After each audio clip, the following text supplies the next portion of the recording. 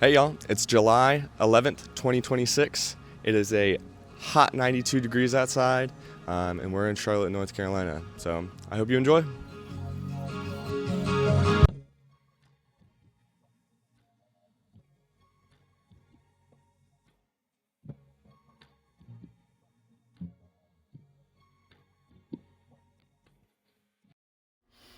Hey y'all, welcome to the Talk to the Masses podcast. I'm James Dunleavy, and I'm here with Shep Sims.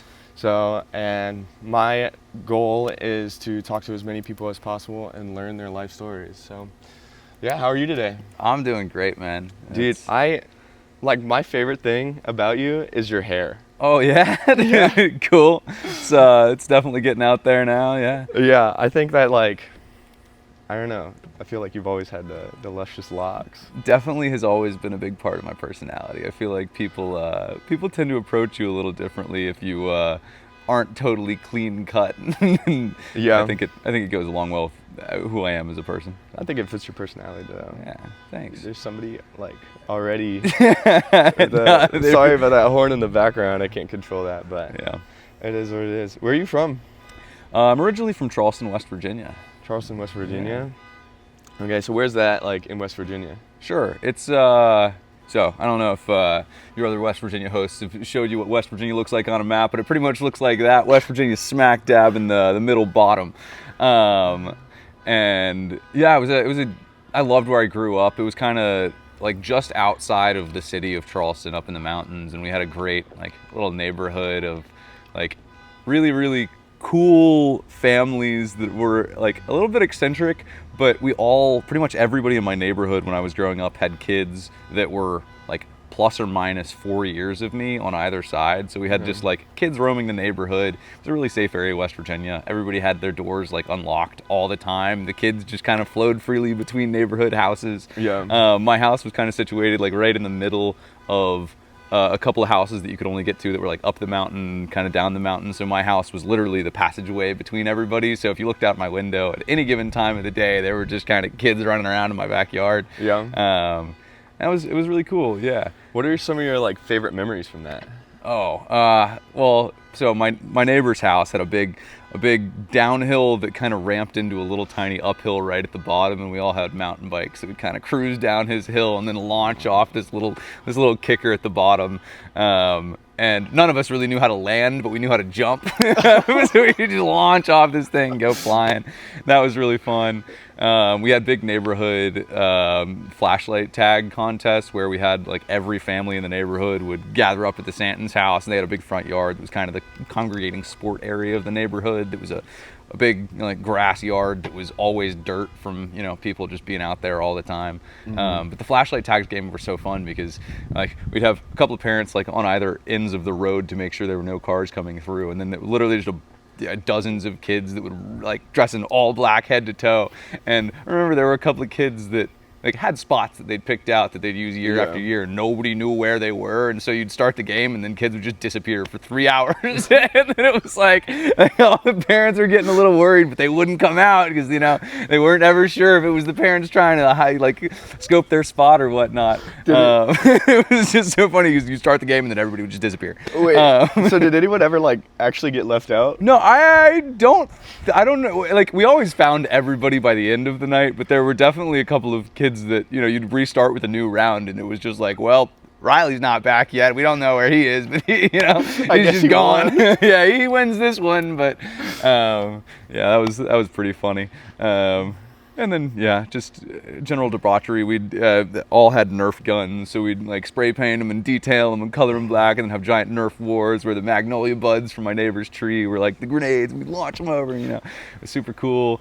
And then we had this really big tree fort that we built in my neighbor William's yard that was I don't know, probably 50 to 60 feet up in a magnolia tree that all of the parents were terrified about. And we one of my other neighbors had a bunch of extra wooden roof shingles from his house, and we kind of carried all those up into the tree and then built a giant bowl thing way up there, and we spent hours every day up there. And he had a trampoline that was right below that you could kind of bounce off the tree and into it was just a good childhood. I really loved my neighborhood, and a couple of my best friends I'm still really close with. My neighbor Gavin, I just hired to come be our security engineer at my company, and he's crushing it. And our other neighbor on the other side, William, came down and hung out with us 2 weekends ago, and kind of ran some Call of Duty zombies just like back in the day. And it's just been really good to keep up with the neighborhood boys. That's awesome. It's pretty fun. Yeah. How long did you live there? I lived there from my parents, I think, bought the house 2 weeks before I was born and moved in. So right from when I was born until I went to boarding school. So freshman year boarding school, I left, but my parents stayed in Charleston. My parents still live in Charleston, so I'm going back to Charleston this weekend, actually. Awesome. Yeah. Yeah. Where'd you go to boarding school? It's a school called Woodbury Forest. It's a all-guys boarding school in very, very rural Virginia. Okay. Did you enjoy that? Yeah, I liked it a lot. I don't know that I loved it at the time. It was one of those things, hindsight 2020, Sure. It made me into what I think is a good character. No, I definitely loved it while I was there too. It was an interesting experience. It definitely taught me a lot about discipline and rigor. It was kind of one of those really hard academically, and athletics were a huge focal point of the school. Yeah. I was on the track team there, and I don't recall ever losing a track meet while we were there. We definitely won the Triple Crown, indoor, outdoor, cross country many years. My track coach was also my physics coach, and I was a pole vaulter, so having him be the physics professor, he was really into biomechanics and stuff, and would hook us up with nodes and then model it out on the computer and be like, "You're not swinging high enough because you're too short." No, not really. But he would hook us up with diodes and kind of run simulations, and it was really cool to see the mathematical side of sports and be able to kind of see how you can use real knowledge to affect sport, rather than just being go out there and train hard every day and you're going to do it. It's taking a calculated approach on how to improve and get better is really cool to see, because you know what you're doing wrong and you know how to fix it, rather than just being go grind. So yeah, I mean, I feel like there are probably a lot of schools that don't have the science or the technical expertise behind the mind to just definitely, but they still get great athletes. Yeah. It speaks to the human ability to just kind of learn what you can do that personally best. So pole vaulting's interesting. Yeah. How'd you get into pole vaulting? Sure. Was that your favorite thing? That was one of my favorite things, for sure. I really liked physics in general in high school, and I'm not sure if that was because of the good professors that we had or just because I liked it. But to answer that question, though, my dad pole vaulted actually at Woodbury Forest. Nice. I think he graduated from Woodbury in 1989 and had the record for pole vaulting when he left. Please tell me you beat it. That record had been beaten prior to me getting there, but I did beat the record that existed, which was pretty neat. However, it was beat the year after I graduated as well. So shucks there. I don't have that one anymore. But my dad, when I was in middle school, I was on the track team there, and we didn't have a pole vault program at all. And we didn't have a track program until, so in my middle school, I went to, oh geez, wow, I'm forgetting. No, Bible Center Christian School in Charleston, West Virginia, and I was the first grade ever of 6th grader, 7th grader, and 8th grader to go through the school. So they were just opening the middle school portion of the school in my first years through that. And along with that came building out a middle school track team. And I remember my dad was like, "Oh, well, I knew how to pole vault back in the day. I'll coach you in pole vaulting." So we bought a pole and pretty much went out there and, kind of flailed around a little bit every day. But me and a couple other kids from Bible Center learned how to pole vault, which was not a thing really in West Virginia at all. So even though we weren't really clearing anything that anybody would be super proud of at a big university level thing, for middle schooler clearing 6 foot, it was pretty cool to be able to throw yourself over a bar to meet, and still I think place. I can't remember if I placed or not in the meets back then, but I feel like I did, maybe. But it was really cool to kind of just get that one-on-one time with my dad, and kind of learn something that he loved and connect with him a little bit. So that's why I got into it. And then when I got to Woodbury, the coach was great, the team was great, knowing that my dad had this when he was at school, I could chase that dream. So yeah, it was really neat. Nice. That's like awesome. It Like was really- I it was see really pole fun. vaulting online, and I'm like, if I was like in a different life, I would try and do that. Oh yeah, you got the shape for it. You're supposed to be tall and fast, so run club's Tall. teaching you well. Yeah. Yeah. So what other things did you do like for fun? Like hanging out with your friends, like maybe some sports. Yeah, and then obviously Thunderbird in the summers. Yeah. For our viewers who don't know, Yeah. we originally met at Camp Thunderbird, which is a beautiful little place on the sunny shores of Lake Wiley, just south of Charlotte, North Carolina, and that was like what I lived for during all of the school year, building up for this like couple of weeks that I'd be able to escape to the Lake of Charlotte, and it was really like that was a lot of who I felt like I was as a person, as a child, all the way up through today, but Yeah. like especially through college. So I went to Thunderbird from the time I was 6 until 2005 until 2020, minus 1 year in 2019, and that just like really cemented my love of wakeboarding. Like the ski instructors there were just insane. We had people from Cobalt Ski School coming in and teaching us how to do things that, you know, as a kid, you see somebody doing flips on wakeboards and going out. Like we had an instructor, I don't remember her last name, but I know her name was Nicole, and she would like go tandem with you and teach, like literally like pull your board around, like teaching you how to do 180s and stuff. They And she never was did that just- for me. that was a different era, I think. I don't know what's going on now, but I don't know if that would be allowed. Like the risk that's involved with that. Like they were really good instructors. And really good at encouraging you and teaching you that you have the ability to do it. And I feel like one of the greatest things about Thunderbird was that all of the counselors there were really, really good at telling you that you can be the best. You know, it's just so encouraging, and like they're so good at driving you not just like into trying something, but trying and failing and trying and failing and encouraging you to continue even through failure. And I feel like that I like learned from such a young age has the ability to really translate into some powerful like just character development later on in life, because you know that failing is how you learn and not just, you know, failing. So that was awesome.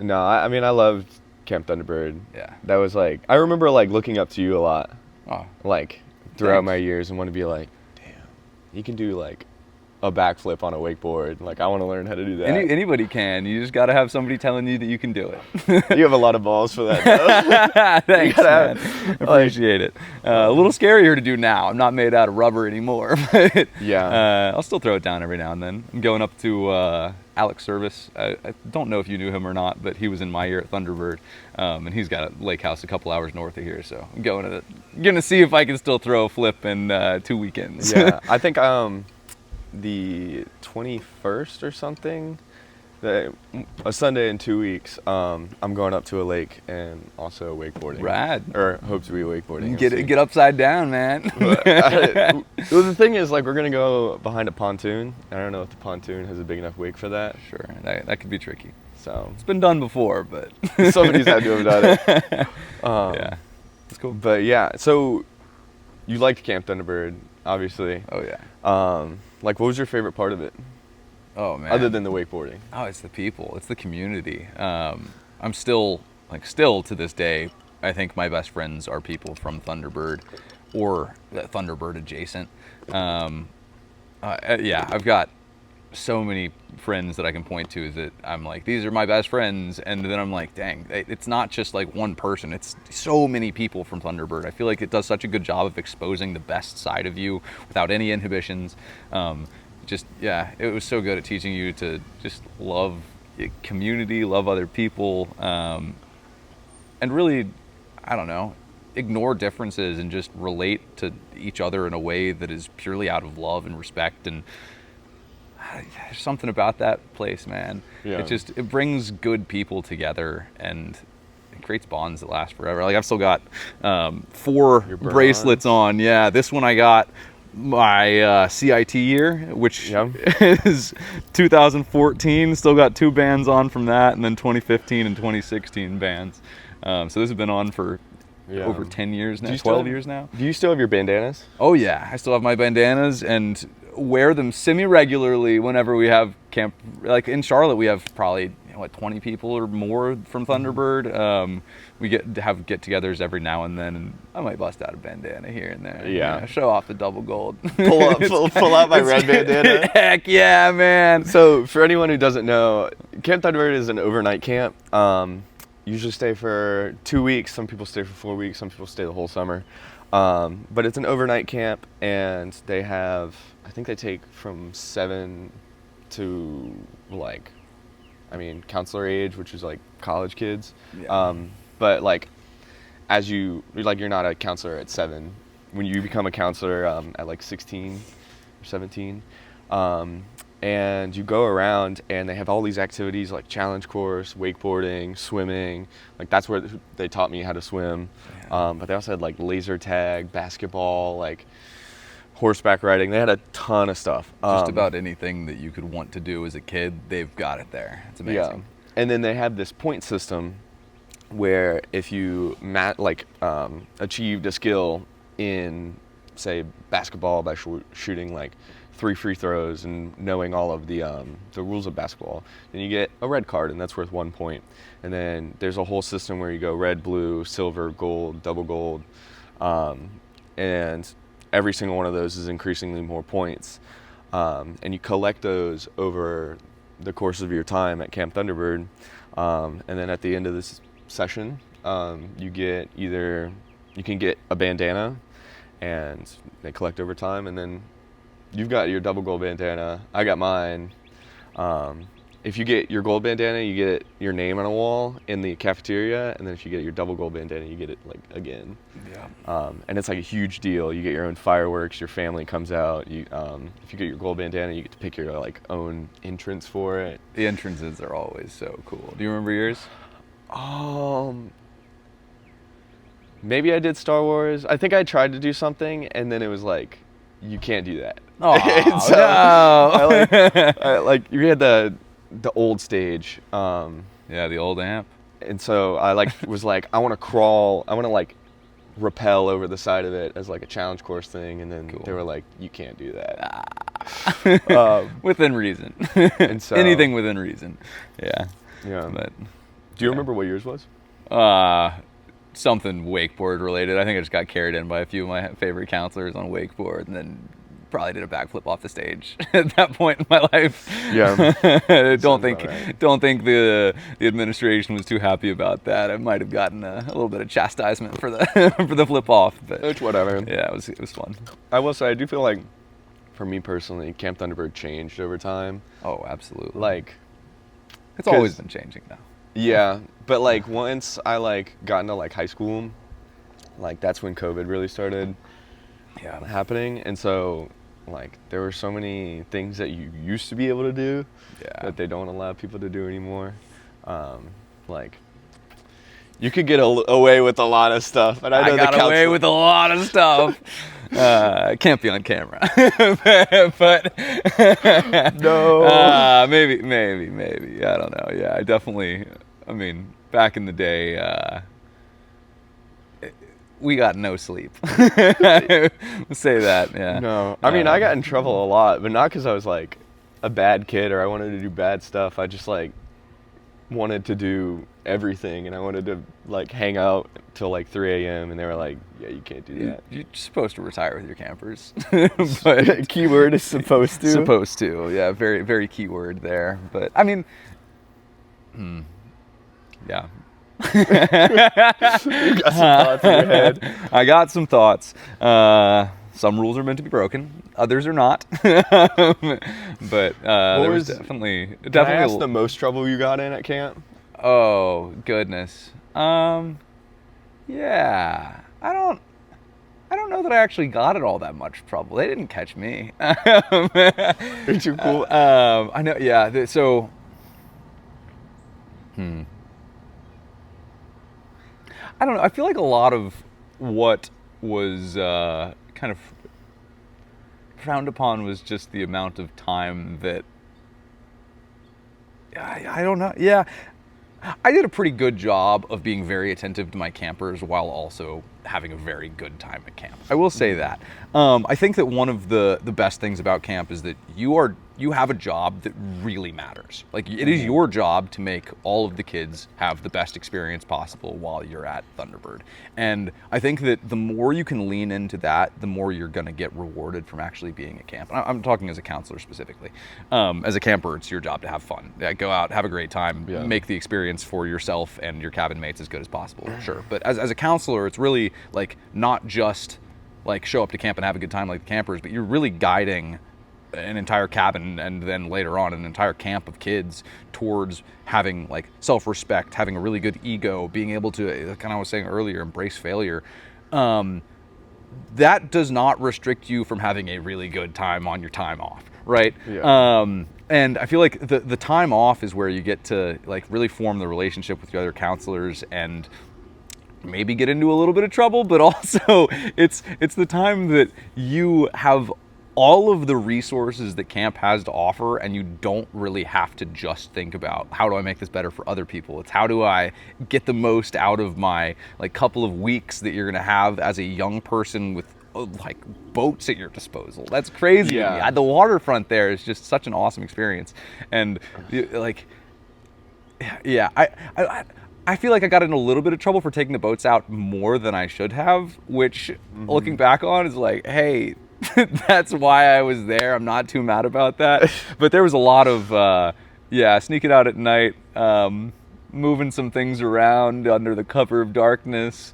Oh, Lord. Sailboats to places that sailboats shouldn't have been. Sail and ski had a really big rivalry, which I'm sure everybody knows about. Yeah. And it was throwing dead fish at sailboats. Lots of other just messing with sail in random ways was always a really good time, and it was very frowned upon because you know it's making it harder work for the other counselors. But the back and forth from that was just so fun. I remember I got quite literally hit with a fish while skiing once from a sailboat that just hucked one off at me. And we get these, Thunderbird Lake Wiley has a nuclear power plant on it that may or may not be causing the fish there to get very, very large tumors. So you get hit with a catfish that is way larger than catfish should ever be. And it's just, an interesting time.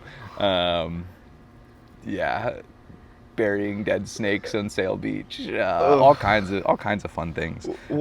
Taking golf carts out around night. Loved stealing a golf cart and having a good time on that. But a lot of like what you got in trouble for was just being out of your cabin after dark. Your cabin's still covered by somebody else, but if you're supposed to, most of the time, all the time. But yeah, like there were definitely times when you just are trying to have a good time with the people around you. You end up out, you're supposed to be back in your bed by midnight. You don't get back in your bed till 6 or 7 a.m. It's fine. Yeah. I do remember like knowing that my counselors were like up to something sometimes and being like, man, I like can't wait till I'm a counselor, and then got to do that. But like I know that a lot of counselors suffer from like some burnout over the summer from doing that. I would imagine so. I think I was averaging 5 to 10 cups of coffee a day. Yeah. It's not able to sustain you forever. Yeah. And so I don't know. Did you get the Thunder Warrior? I did not. My Thunder Warrior was Zach Tenkin, who also still lives in Charlotte. Excellent guy. Glad he got it over me. Yeah. I was like one of the top 2, and I was outvoted like 6-3. So it was a bummer. It is a bummer. Yeah, it's something that you, as a camper, that's the pinnacle of glory at Thunderbird, Yeah. You're known as like royalty after that. Yeah, you really are. You go down in the history books for sure. I really am jealous of being able to tell the Thunder Warrior story. However, Francisco was always there when I was there, so I would never have been able to take that honor for him. He is the best storyteller known to mankind and made that moment very, very special for everybody who went through there. Everybody loves that guy. Francisco is truly a legend at Thunderbird. He's a beautiful character. Got to go to his wedding to Olivia last year. That was really exciting. Didn't you say no? You said the bachelor party was at Camp Thunderbird? The bachelor party was on Lake Wylie. Yeah, we all rented a boat and a house on Lake Wylie, and kind of didn't tell Francisco where his bachelor party was going to be. Eli and can't remember. I think Chris picked him up from down in Georgia and drove him up here, saying that they were going into some rural mountains, and he didn't really know exactly where we were. You know, we got a house on the other side of the bridge from Thunderbird, and then kind of all piled onto a pontoon, and we're just having a day, and then kind of kept Francisco looking away from the coastline that we have until we were right there, and then spun the boat around, and it was just like, welcome back home, and it was really cool. And then I got to run around camp a little bit that day. That was really awesome. Did you just show up and people were like, oh hey, it's all of good. our favorite people. It was really cool. I feel like that's something you could totally do. It was really neat. Incredible memory. Yeah, like it was one of the coolest things about camp is going back after you've stopped working there and then really feeling like royalty, because a bunch of people will just see you and you don't have to work when you're not working there, and it's just people coming up to you like, oh, you gave me this great memory, I remember you for this, and all of the like other people's remembrances of you when you were at camp is like, wow, I had forgotten that there was this much love in the air here, and all. Yeah, it's so good. I will say there was one time, this is one of my memories of you. I was wakeboarding and we were on the ski tower, and instead of getting on my butt and then jumping in the water, I just got on my wakeboard on the edge, like scooted myself to the edge and then slid off, and you were like, don't ever do that again. Yeah. And then another wakeboarding memory I have is like there was one time where I got yelled at. I don't think it was by you, but like I was like, what's it called when you're like leaning against the boat and you get like close up to the side of it? Does that have a name? Wait, you're leaning against on a board? You're on a wakeboard and you're trying to get beside the boat by like pushing pushing sure, against yeah. I don't know what it's called, but yeah, just digging in super hard heel side and cutting out. Yeah, I did that, and I got the boat obviously goes around ski tower, but I leaned too far to the left and just tried to do the thing where you ski up right to the thing. Look super cool. It looked super cool, which was really cool until I smacked into the tower. Yeah. That's not super ideal, but it's really, really cool if you can get close. It's really cool if you could just peek in right there. Sort of glide in. But yeah, how'd you learn about it? Thunderbird. Yeah. My dad went there, or I guess my dad and his sister went there when they were little. Mm-hmm. So kind of followed in his footsteps both through Thunderbird and high school. Did your sister go to Thunderbird? She did, but she was definitely not as camp coded as I was as a child. She was more of a little bit introverted, more of a bookie. And so I think she went maybe 2 years. And yeah, didn't have the same experience as me at Thunderbird, which I'm kind of sad to not be able to relate to her from that perspective. But at the same time, to each their own. Yeah. How many siblings do you have? Just the older sister. Yeah. Okay. Where's she at? She's out in Portland, Oregon right now. Okay. She's done a lot of cool stuff out on the West Coast. I had moved out to San Diego in 2020, and she was still on the East Coast back then, and then moved out in I think 2021 or 2022 in California. So it's cool to be out kind of close to her then. And then you moved out there for a little while, right? Yeah. So tell me about that. Sure. I would be remiss to skip the summer of 2020, I think, at Thunderbird as well. So yeah. I'm going to start there, which kind of transitions me into how I ended up in San Diego. Okay. John Winslow. What a guy. What a guy, man. Talk about larger-than-life characters at Thunderbird. John Winslow, if you want to be on this podcast. Yeah, hit him up. Talk about some cool shiny teeth. He's a dentist now. Dr. Winslow. Crazy. Yeah? So summer 2020, everything had been shut down, right? COVID happened. They had furloughed all of the permanent employees at Thunderbird, so all of the directors were no longer there, except for Andy Belich. And he had pretty much called John, because John had worked there the previous summer as I don't know if he'd been ski chief or something else, but pretty much called up John and was like, hey, we need somebody that knows what they're doing to come run the waterfront. You can pretty much pick your staff if you can find people that are willing to come work this summer. And John said, okay, I'll take the job, and then immediately called me and was like, hey, you want to come run the waterfront to Thunderbird with me? And I said, hell yeah, let's get it going. Sorry for the background noise. Neighbors are doing some renovations. Goodness. But went back to 2020, everything had been shut down, and that kind of let us really shape Thunderbird how we needed it to be for the summer. We did a really good job of keeping all the cabins very separate about their activities, which running camp is always kind of a lot of work, but in 2020 it was a bunch of extra work because we couldn't run it the same way as it had been run every year in the past, and we didn't have anybody that was a proper director, so they had never, we didn't have the main lead staff they typically had, so it was really up to me and John and Alexis and a few other people that were just really, really pivotal in figuring out how to make camp run effectively. Francisco, obviously, can't leave him out. He was doing 2 full-time jobs all summer long and crushed both of them as the evening program director and land director that summer. But 2020, you know, did a couple of things. I'm a software engineer by trade and had just finished college, and so used a little bit of my programming to write a script that scheduled all the campers so that we could send them out into the right places at all the right times. Because we went by, we had to, instead of picking activities by person, you picked activities by cabin that year. Yeah, so figuring out the scheduling algorithm that optimized for the most cabin's best happiness was a Python script that ran off of a Google Sheets thing that we had campers fill out, which I should probably build out into an official tool for them to use, because I know scheduling the campers is a Herculean task as it is, and I think that could probably work for that. But anyhow, ran camp that summer and had planned on going to grad school immediately after graduating college, and then it went online, and I was like, online school is never going to work. Nobody's going to do that. Hindsight 2020. That happens a lot now. Online degrees are, people know how to do it now. I was a little afraid of that, and I think it was the right choice because it let me go back to camp and then kind of kicked me into a totally different life than I would have had otherwise.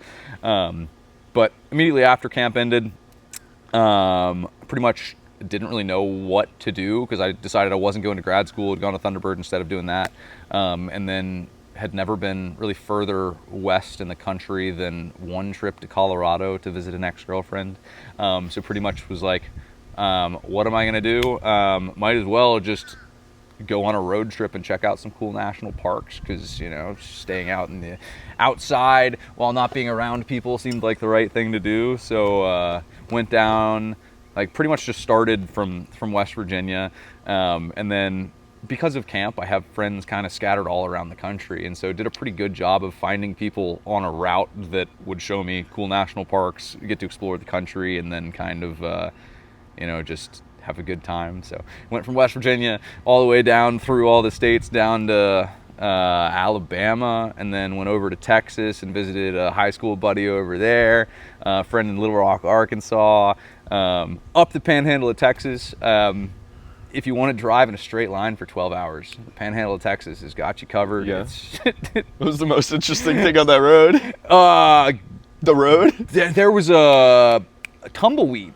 It was crazy. No, yeah. So that was super fun, and this was kind of a mixture of just like car camping, tent camping, staying with friends from Thunderbird and from college. But went from Texas up to Colorado, stayed a few days up there, and then went up to Jackson Hole, Wyoming, did the Teton Crest Trail. That's the sickest backpacking trail that I've ever been on, that just goes around the crest of the Tetons right outside of Jackson, and it's like stunning, and did that with my my good friend JC, who I had met a few years earlier in Australia, and he was kind of like, hey, I'm not doing anything in 2020 and trying to stay outside. You want to come do this? And it was just like one of the best experiences ever. And then went up to Montana with a couple of Thunderbird friends. And that was awesome. Izzy Charlton, shout out for that trip. That was awesome. And then went from Montana over to Seattle, Washington. Stayed with another camp friend in Seattle. And then we went and did the Olympic National Park and got absolutely it was one of those things that we just kind of went and didn't look at the weather and got out to the park, and we had planned on camping, and so we set up our tent and went, like, it was all good, and then we woke up in the middle of the night to 4 inches of rain in the tent. It was just so wet. I know now that it is a rainforest. It always does that every night. There was no way we were escaping that, and we had not planned for it. And it's set up like in a ditch, so it was like flowing water through the tent. But that was my friend Sadie from camp. She's awesome. How'd you get out of that? I don't even know. I think we just kind of moved, like we had set up quite literally in a ravine because it was the flattest ground we could find, and I think we just moved the tent to uphill, or maybe we just went back. I don't remember going home in the middle of the night, so I guess we must have slept through it after moving the tent out of the running water, or maybe we slept in the car. I don't really know. I remember it being a struggle though. That's funny. But that was, yeah, it was just a hilarious experience. And then kind of went down from that, checked out the redwoods, did a little bit of just backpacking on my own around the California mountains. Really cool. I'm just kind of going on a tangent of different things that happened on this trip because it was a trip. I was really into cliff jumping back then, so pretty much scouted out some good places to cliff jump. One was right outside of Yosemite. I was trying to get into Yosemite. They had a really weird pass situation in 2020 that I did not get a pass, and then proceeded to not get a pass for like 3 days, but kept finding like small things to do kind of all around the sides of it. There's a really good cliff jumping spot that's right by that. A whole big family of Russians had been at one of the cliff jumping spots that I was at, and I watched as one of them kind of, jumped off, and they had a drone that was flying over, and I watched the drone. I was like, that's gonna be a sick shot. The drone hit right into a rock and just dropped to the bottom of this like really deep thing, and I was like, that stinks. But I had some goggles in my car, and so I gave it to one of the guys, and he spoke kind of, a little bit of broken English. It was pretty much like, if you want to use these, like, you can dive for it. And he kind of dives for a half an hour, and they eventually give up, and they're about to leave. And I take my goggles back, and I'm like, I feel like I might be able to get this. I've been diving for sunglasses all summer at Thunderbird. So put them on, dive down. It was kind of one of those things. I swim down a little bit, and I saw one little flashing red light in the distance at the bottom of this like really deep hole. I was like, I can get that. Jump in again, swim down, come back up. The drone starts right back up, and all these people are just like, yeah. It was like so cool. And like there were 2 sisters that were in this family that spoke slightly better English than everybody else. So I kind of started chatting with them a little bit, and they were like, we're about to go back and have a family barbecue. Like, thanks so much for the drone. We just got this, and it was like $3,000. If you want to come back to our barbecue, you're more than welcome. And I was like, heck yeah.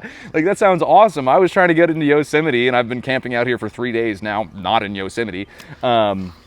So went back with them, had a great time. They had some killer food, and these are like Russian people. These are Russian people that do not speak English, and I was hanging out with them, like just cheersing them and having a great time. They busted out some drinks, and I remember we killed an entire bottle of like a handle of tequila, and they were very much like, yeah, you should stay here tonight. And I ended up getting to like sleep on this family's couch with their really big fluffy Russian white dog, and I just remember waking up to this like bear. It was so cool. That was just a wild experience. Still kind of in touch with them. I need to reach back out and say hey, but just really cool to have gotten connected with them, because they were just in the US for like a couple of weeks, and I think that story from both of our sides is just like, what was that? That was crazy. That's amazing. That was like, really that's fun. Awesome. Yeah, that was a really good story.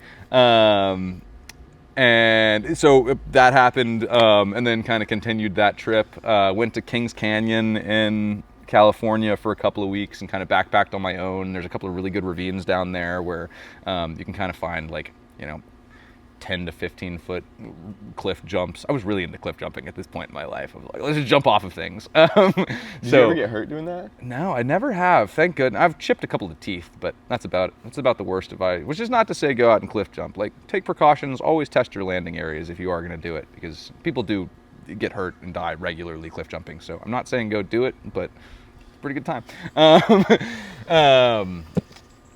But yeah, so it kind of was just hunting spots at this point. So backpacked for a few days down Kings Canyon by myself, just kind of setting up my phone, videoing me jumping off a couple of random places. And at this point, I'm still living on the savings that I've built up from working at Thunderbird, which is nothing. And pretty much ran out of money in San Diego and was like, I need to get a job so that I have the ability to continue adventuring around the world. So got to San Diego, pretty much was going around looking for software jobs and stumbled upon a surf shop and happened to have some resumes in my hand and started talking to the shop owner there. And he was like, man, I could use a guy to help rebuild my websites. And I was like, dude, I absolutely can do that. Little did I know he was tricking me into being a surf instructor and camp counselor again, which was perfect. So ended up working there for 3.5 years as a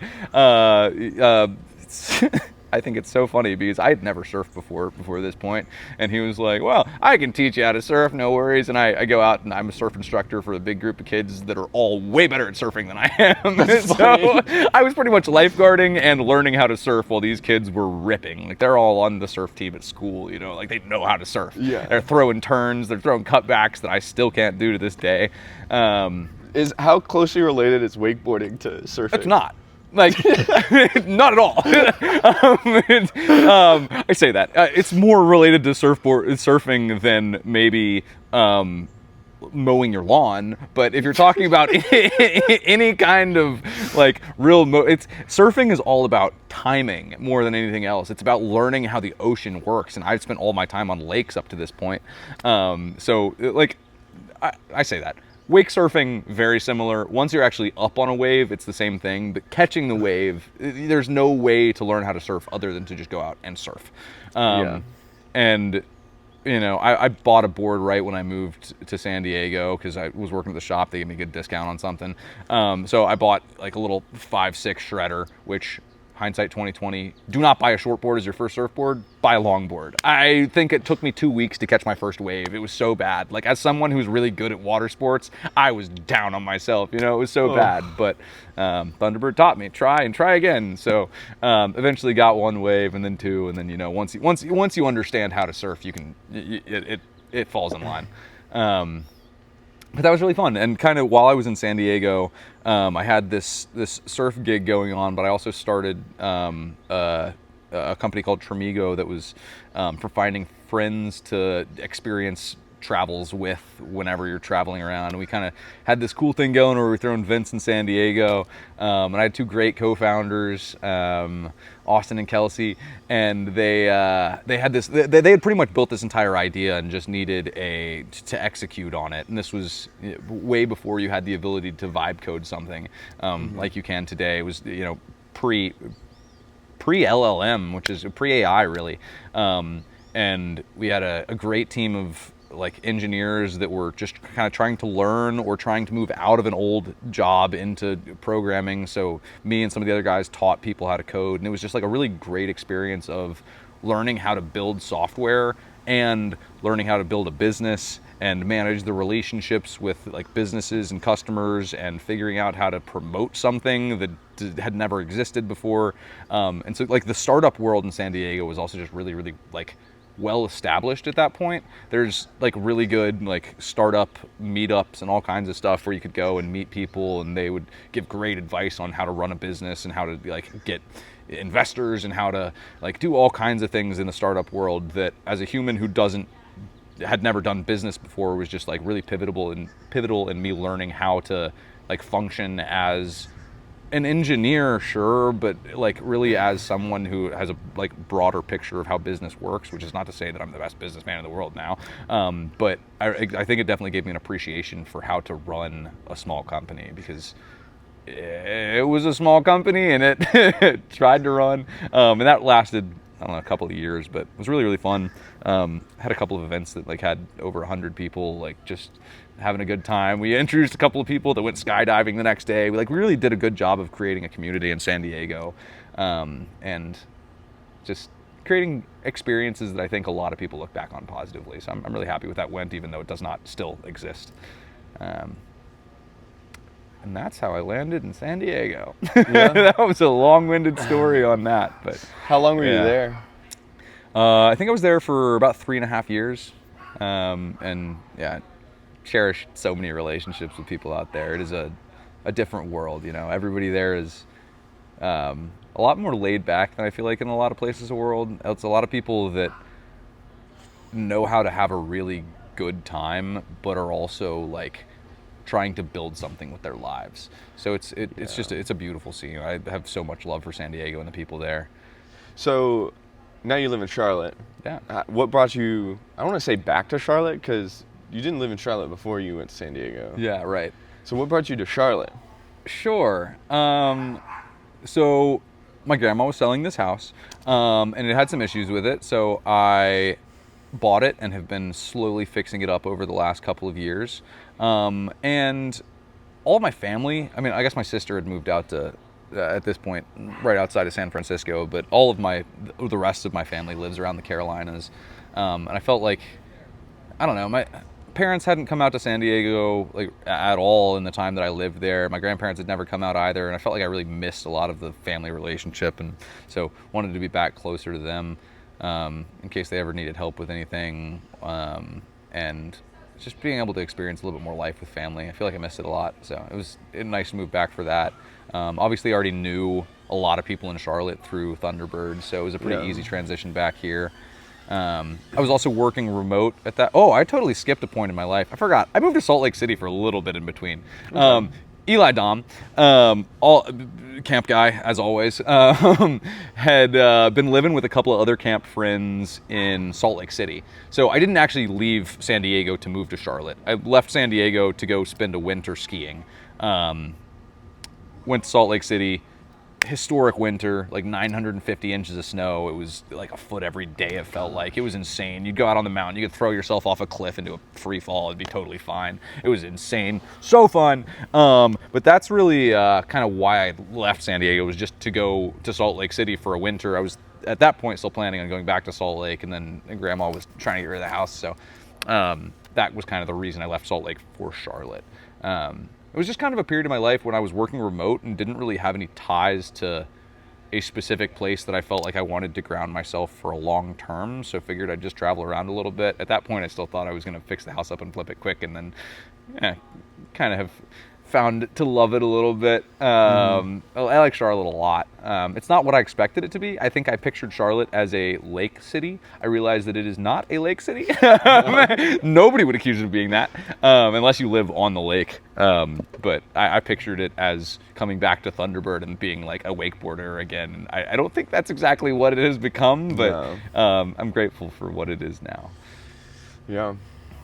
So for somebody that like is like, I want to travel all across the country and just like do stuff, what would you like recommend, and how would you recommend they go about doing that? Oh man, like get a van or like. Ooh, if you have the ability to build out a van, absolutely.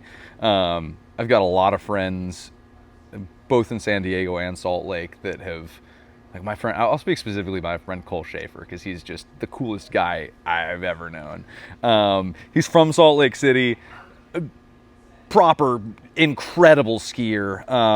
Now he's sponsored by a bunch of different brands. He kind of like just skis now. But his original like way that he kind of really deeply got into that is he worked as a mobile ski shop repair guy. They had this big bus that they had converted into a ski shop, where you pretty much like could wax up your skis, tune up your skis, kind of, I don't know, all that goes into repairing skis, but you could do all kinds of ski repairs from in this bus. And he would do like rentals, repairs, all that out of this bus.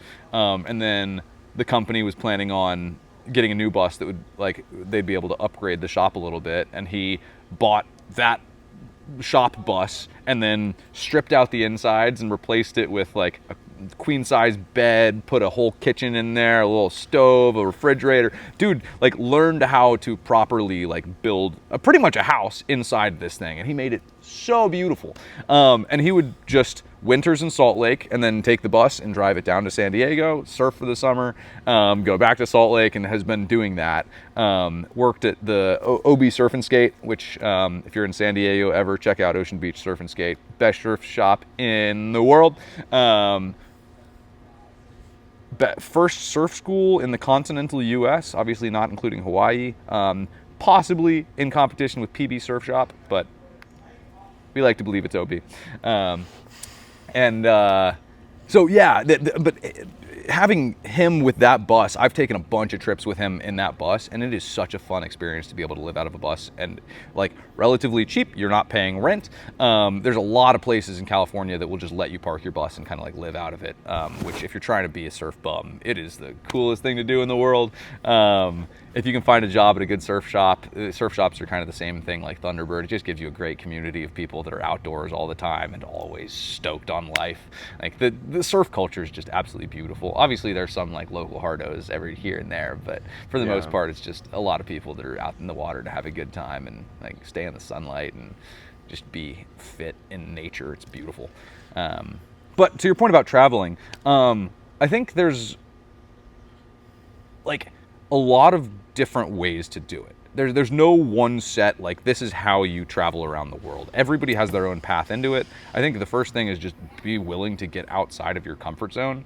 Like the best experiences that I've had in life are me really, really scared to approach somebody and say hi, and then eventually you're like, okay, I just got to work up the courage and go do it.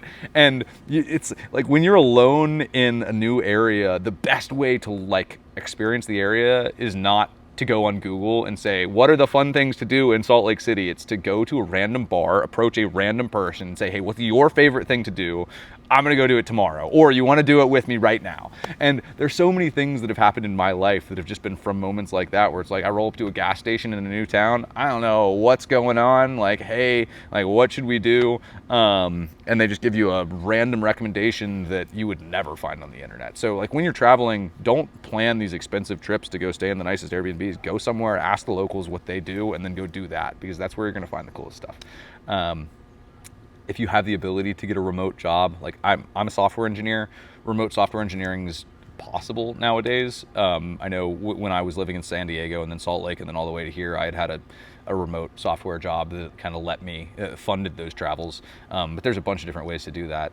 I like software because it is very interesting to me. It allows you to build rapidly. It allows you to iterate on ideas and turn ideas into businesses really quickly. So I think software is a really good way into it, because it like, you don't have to be in an office. You can do it from anywhere. You can build your own ideas, which is super fun. But you can do anything. I don't know. Yeah, figure out a way. If you want to do it, figure out a way to do it. I mean, fail a couple times, learn how to do something, and then travel with it. Yeah. So you've done a lot of stuff. I've done some things. Yeah. That's awesome. Yeah.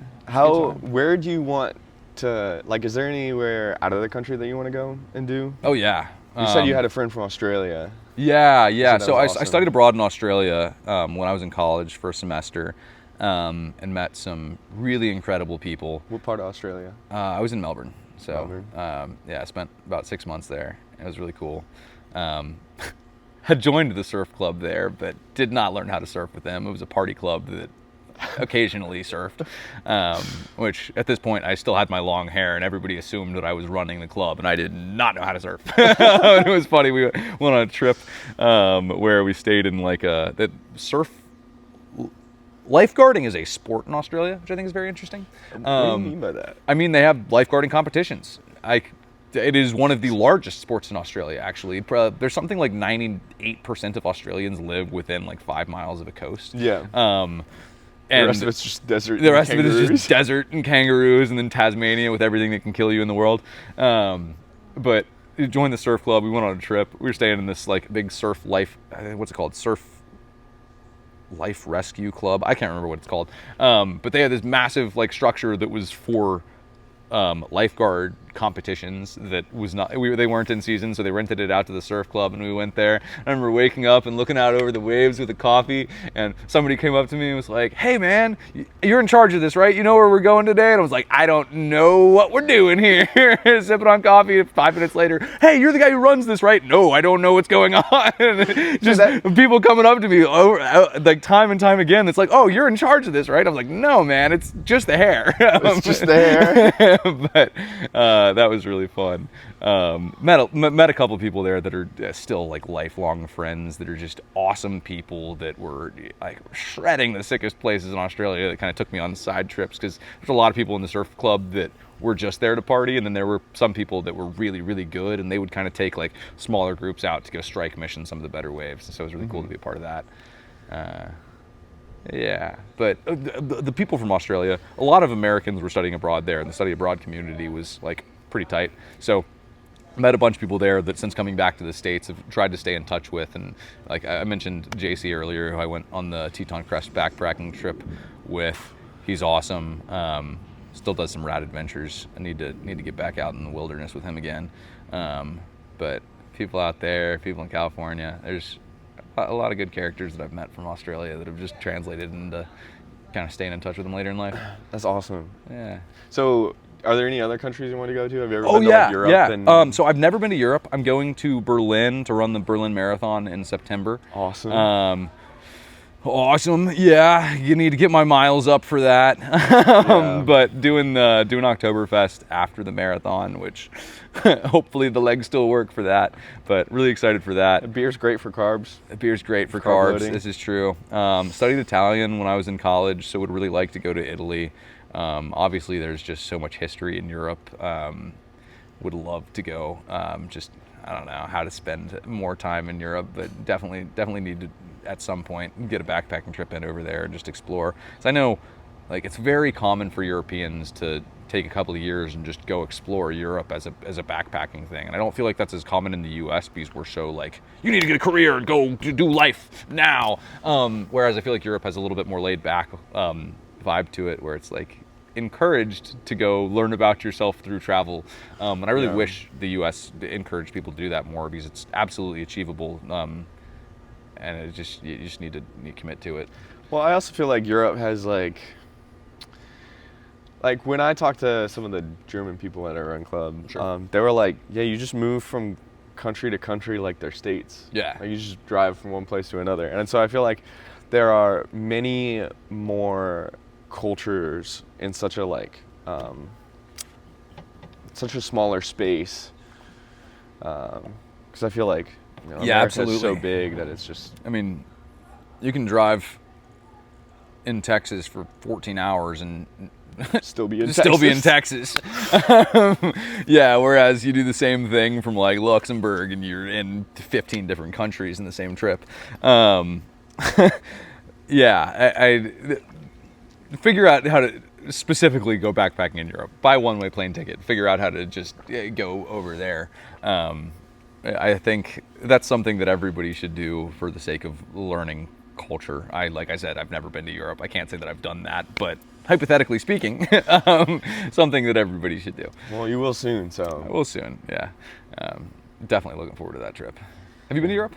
No, I haven't been out of the... Well, I've been out of the country, but like only on cruise ships. Sure. So like, I've been to Haiti, but like, it was a resort. Sure. On the island of Haiti. Yeah. Like I don't like go up and be like, oh man, when I went this one time I went to Haiti, I like did this, and it's like that's not like actually that spot. So no, agreed. Never to like actually explore the country, and never for more than like 24 hours. So interesting. Get out there. Yeah, I'd like to. Yeah, is there like anything else you want to do? Anything else that's on your bucket list? Oh goodness. Like any activities? Never been skydiving. Somehow, I feel like I need to go skydiving at some point in my life. Same with bungee jumping. Kind of just high adrenaline activities. They're still like relatively safe. I've never been scuba diving. I went, what's it called? Spearfishing for the first time last winter. I guess it was last winter. I don't remember exactly when it was. That was really fun. Would like to scuba with a spear gun. I think that'd be pretty sweet. I've never been on any kind of two-wheeled motorized vehicle. I would really like to learn how to motorcycle. I think that'd be really cool. I've got a lot of friends who do it. It seems like a good activity. I did just get an electric unicycle, which has been fun to play around with. I don't know if you can see actually the grass is doing a little bit better than I was expecting it to be doing. I've been taking a little laps around back here. It's been pretty fun, but definitely destroying the yard a little bit. It was a pretty good time. Yeah, I don't know.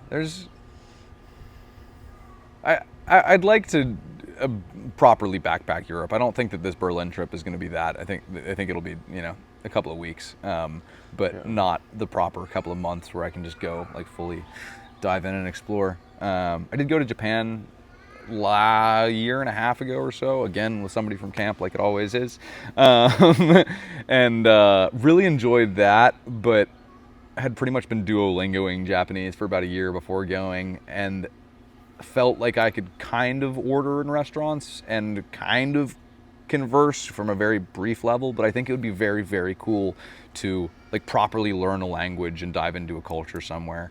I had really hoped that was going to be Italy. I was planning on going in 2020, but obviously Italy kind of just got destroyed in 2020, so was not able to make that trip happen, and have not made that trip happen since then. But I think that going somewhere and living somewhere where the culture is just completely different than the culture in America would be a really, really good life experience. So I'd like to do that at some point, preferably sooner rather than later, but it's one of those things that it's easy to say that and hard to do it. You need to actually get on that and make it happen, because I feel like doing that while you're younger is a lot easier than doing that when you're like older and have more commitments. Yeah, just embracing life when you're young is really important, because it slips so fast. Do you, like, as you go and like go out on these adventures, like, are there any parts where you really struggle? Like, does it ever get like lonely or? Definitely. I feel like there's an interesting like relationship between trying new things and being willing to try new things, because when you get into a habit of getting out of your comfort zone starts to expand pretty rapidly. You are okay with going up to random people and talking to them without any like reason to have introduction. And once you settle into a little bit more of a comfortable routine, something as easy as that becomes difficult. And so I think that the whole idea of like, what are you scared about is like, when you start putting yourself out there, it becomes easier to get out there. And so, yes, I absolutely, the first time, there are a couple of dumb things that I did. Like, definitely going cliff jumping by yourself, terrible idea. Don't recommend it. Use safety, use precaution, but at the same time, that was awesome, and I'm glad I did it in the past, because it's a cool experience to have had. I don't want to do that again. I do think that,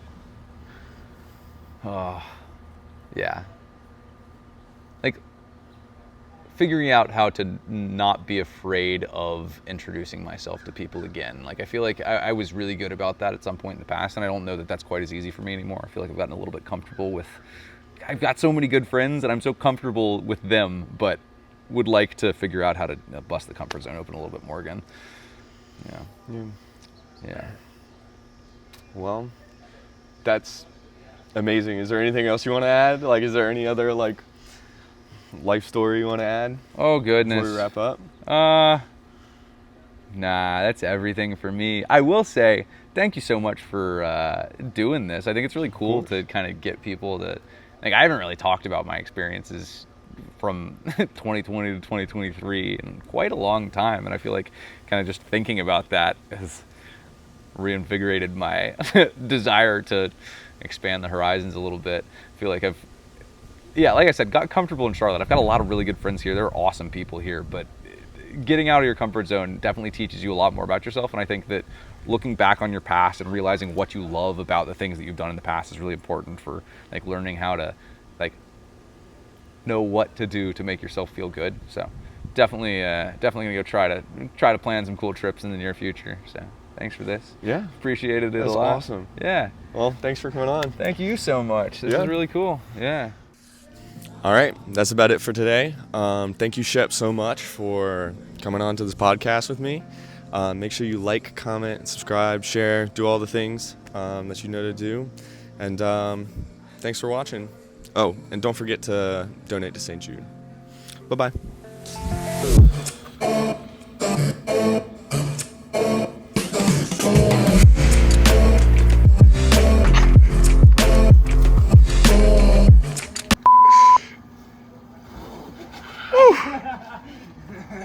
Yeah.